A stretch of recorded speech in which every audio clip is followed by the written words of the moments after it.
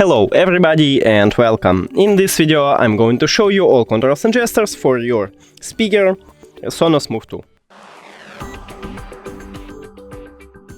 So, right here we have these controls, and to increase the volume we have this line, this long line. So to increase it, just press on the plus button. Let's play something. How to change the screen? So press on it, or you can move it from the minus to plus, and it also increase the volume. And to lower it, just move it to the minus, and it lower the volume, or you can press also in the minus. Now, to play and pause the song, use play pause button, press one time, and now I play a video, but it's the same for the song. And now I press again, and as you can see, I pause this video or a song.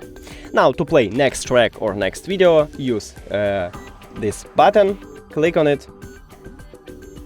We should play it, click on it, and now we play, as you can see, next video.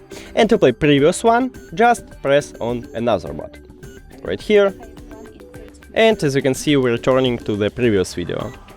Also, we have a button to call voice assistant, and at the back we have power button to turn on, turn off your speaker, Bluetooth button to enter pairing mode, and the last one, this slider, it's to mute and unmute the microphone. So slide down to mute it and slide up to unmute.